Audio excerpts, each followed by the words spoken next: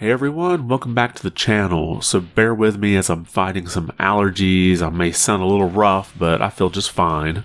And we've got several things to look at today, and we're going to get right into it with the Mario Kart 8 Deluxe Wave 4. Now this wave came out last night, and some interesting notes here. First, you can see here that they actually have 5 more slots for new characters. Now we know more characters are coming, but this kind of gives us an idea of how many. I don't think they're going to put another column to the right there to where we have 11 more characters coming, but 5 sounds about right.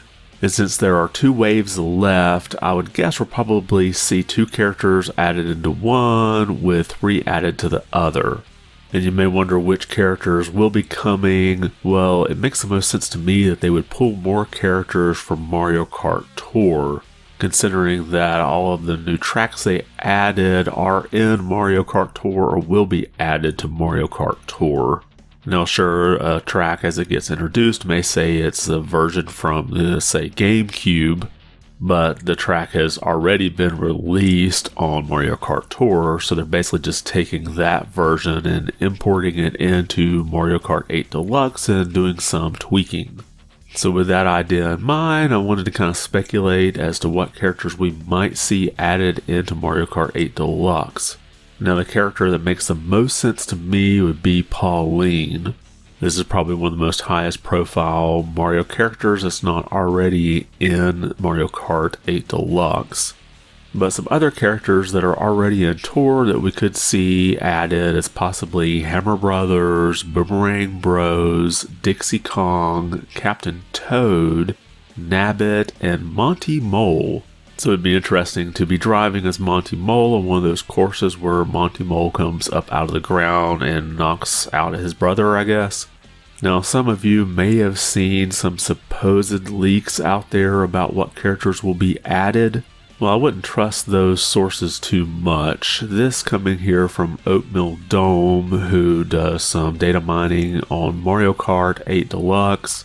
There was a quote leak spread around Twitter that originated from 4chan. With the release of version 2.3.0, we can now see that it is probably fake, mainly because Birdo is internally called DVR-CHR01, and none of the claimed files exist in the ROM. So basically the leak had said that there were all these different files with these names that hinted to what characters would be added, and none of that is actually found in the latest data mine for the latest update for Mario Kart 8 Deluxe. And one last note here, in the patch notes it says that it has, quote, improved the performance of some characters and vehicle customizations. Now there's a Japanese website called Mario Kart Blog, and they track the stats of the characters and vehicles, and they noted that some of the characters' stats have been increased in this latest update. Now according to the site, the Metal, Cruiser, Heavy, and Super Heavyweight classes did not have their ground, water, air, and anti-gravity speed stats increased. All of the rest of them had that stat increased by 1 point. And I'm guessing this was to kind of balance out some of those heavier characters because most people want to play as them because they're the fastest. Also, some of the lighter characters had their mini turbo stats boosted as well. So let me know in the comments below if you played some of these new levels, if you like them, and what you think about some of these stat tweaks. Next, we have a Capcom showcase coming out later today, and that's going to occur at 5:30 p.m. Eastern.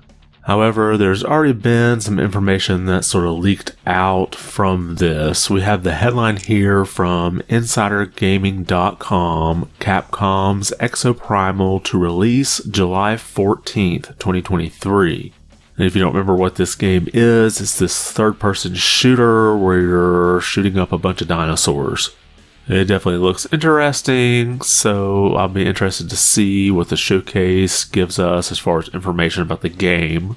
And I would also expect to see a demo announced for Resident Evil 4, since there's an ad on Twitch today saying that you can download the demo now. So it sounds like somebody set the add date to the day of this showcase rather than the day after. Now, the showcase has already said that it will have information about Resident Evil 4 Remake, Mega Man Battle Network Legacy Collection, Ghost Trick, Phantom Detective, and of course Exoprimal, and Monster Hunter Rise Sunbreak, which according to Insider Gaming is going to be out on consoles on April 28th. Now, I guess they're not including the Switch as a console since it's already on the Switch, but I guess they're referring to the Xbox or PlayStation consoles. So if you're interested in any information about those games, make sure to check out that showcase today at 5:30 p.m. Eastern. And finally, let's take a look at the latest sales coming out of Japan via Famitsu. Let's look at the software sales first. We've got a few new titles here, but at number 1, we have Kirby's Return to Dreamland Deluxe. And then we have a new entry with Wulong Fallen Dynasty for the PS5.